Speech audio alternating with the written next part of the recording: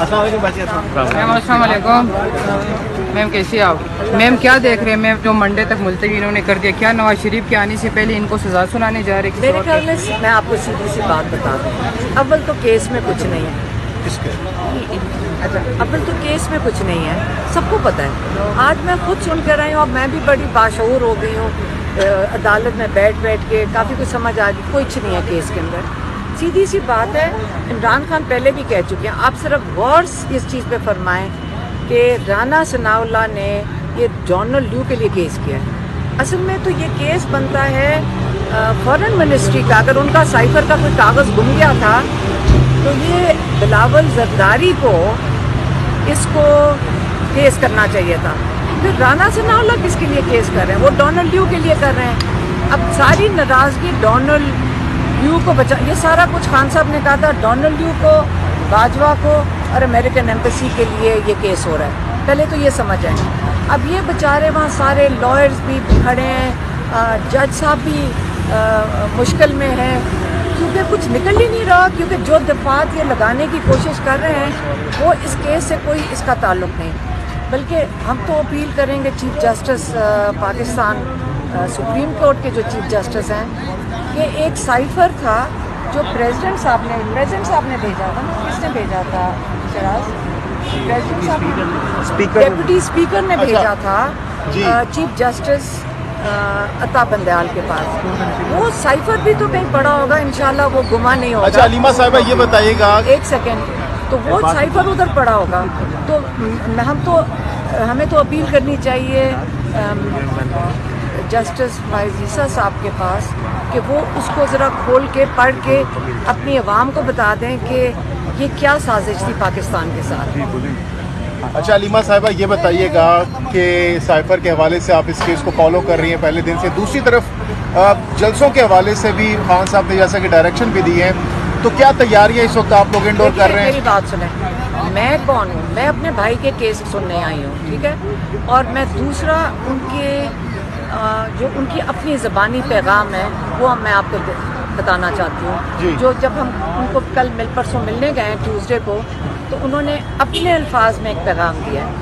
کیونکہ ایک ہفتے سے ایک ٹی وی پہ تماشا اور سوشل میڈیا پہ لگا ہوا تھا. ایک کوئی واڈا صاحب کہہ رہے ہیں ان کو ہارٹ کا پرابلم ہے، کوئی کہہ رہے ہیں ان کو کچھ اور ہو گیا ہے، اور کوئی کہہ رہے ہیں وہ ہسپتال اب پہنچنے والے ہیں. تو انہوں نے کہا، ان سے ہم نے پوچھا کہ آپ اپنے الفاظ میں بتائیں کہ آپ کی طبیعت کیسے ہے. کیونکہ ہمیں تو ماشاءاللہ بہت اچھے لگتے ہیں، ہم آ کے بتاتے ہیں کہ بہت زبردست ان کی صحت لگ رہی ہے. انہوں نے کہا کہ مجھے لگتا ہے کہ جب میں جیل میں آیا ہوں تو میں ایک ریٹریٹ میں آ گیا ہوں. کیونکہ اتنا وقت جو مجھے اللہ تعالیٰ نے ایک تحفے میں، یہ اللہ تعالیٰ کی مہربانی سے مجھے ایک تحفے میں ملا ہے، جس کے اندر میں نے قرآن کا اتنا مطالعہ کر رہا ہوں، میں کتابیں پڑھ رہا ہوں، مجھے نالج مل رہی ہے، اور مجھے ایک وقت مل رہا ہے جس کے اندر میں جو جب ان کے پاس حکومت تھی اس کا بھی میں جائزہ لے رہا ہوں. تو میرے پاس تو یہ بڑا قیمتی وقت ہے جو مجھے شاید باہر اتنی مصروفیات میں کبھی ملا نہیں تھا. تو انہوں نے کہا کہ مینٹل فٹنس، فزیکل فٹنس اور روحانی فٹنس، انہوں نے اشارہ کر کے کہا زمین سے میں آسمان پہ پہنچ گیا ہوں. 2.5 مہینے میں زمین سے میں آسمان. مجھے آپ کہتے ہیں پاکستان کے کسی جیل میں بھیج دیں، مجھے نہیں فرق پڑتا. آپ لوگوں نے جو کرنا ہے میرے ساتھ کر لیں، لیکن جو میرا ایک ہی مطالبہ تھا، جو پاکستان کے ہر پاکستانی کا مطالبہ ہے کہ ہم اپنا آئینی حق مانگ رہے ہیں، اور وہ ہے کہ 90 دن میں الیکشن ہونے چاہیے. ایک دوسرا جو انہوں نے صرف کنسرن دکھایا، انہوں نے دکھایا اپنے جو لوگ ہیں جیلوں کے اندر، انہوں نے ان کے لیے کنسرن تھے کہ ان کے وہ لائرز کے ساتھ وہ فالو اپ کر رہے ہوتے ہیں کہ ان کے کیسز کے بارے میں.